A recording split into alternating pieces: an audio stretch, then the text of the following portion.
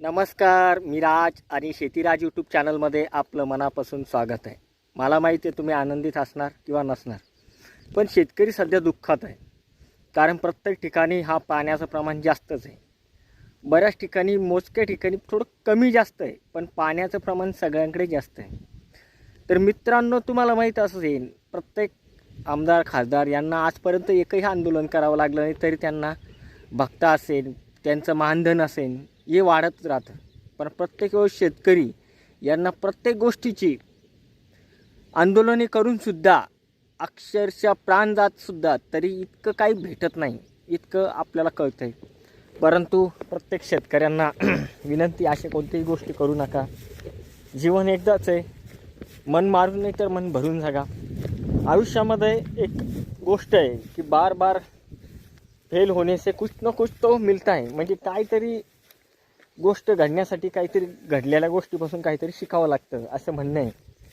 तर सगळ्या शेतकऱ्यांना आज जरासं सूर्यप्रकाशाचं दर्शन होतं आहे.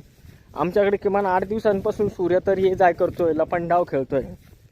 आणि आज मी आलेलो आहे जंगलात. आणि आजचा ब्लॉग सुरुवात करण्यापूर्वी शेतीचं किती मोठ्या प्रमाणात नुकसान होतं आहे हे दाखवण्याचा परिणाम आहे. मका आता त्यांच्या परिस्थितीनुसार येऊन गेलेले आहे. मका अक्षरशः आता भुरक्या झालेला आहे. सगळ्यात महत्त्वाचा प्रश्न म्हणजे चाऱ्याचा राहणार आहे. कारण काही मक्कांच्या पानं वाळून खाली मक्का पडायला लागली. आणि कणूस जरी 2 दिवस शिल्लक टिकत असलं, पण चारा हा एका दिवसातच नष्ट होतो आहे. सगळ्यात महत्त्वाचं आहे जनावरांचं.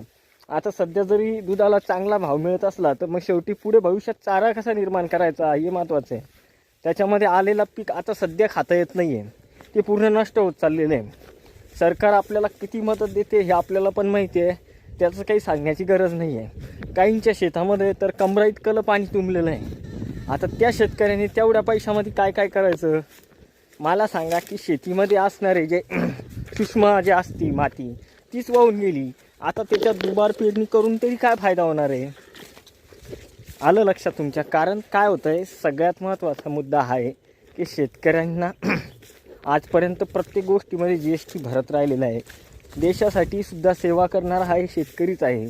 प्रत्येकांना सोन्याची प्लेट असली आणि चांदीचा ग्लास जरी असला आणि खायला सोन्याचा चमचा जरी असला, तर शेवटी त्याच्यात शेतकऱ्याला पिकवलेलं 2 धान्यच खावं लागणार आहे.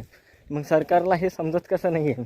जर देशाचा जवान इतका महत्त्वाचा आहे, तितका शेतकरीसुद्धा हा जवान शेतीसाठी महत्त्वाचा आहे आणि देशासाठी सुद्धा महत्त्वाचा आहे. तुम्हाला काय वाटतं आहे? किती दिवसांपासून पाणी चालू आहे तुमच्याकडे? कमेंटमध्ये कळवा. आणि मला एक छोटीशी व्यथा वाटली की प्रत्येक शेतकऱ्याने दुःख सहन करत आलेलं आहे आणि परिश्रम त्यांच्या भोवती आहेच.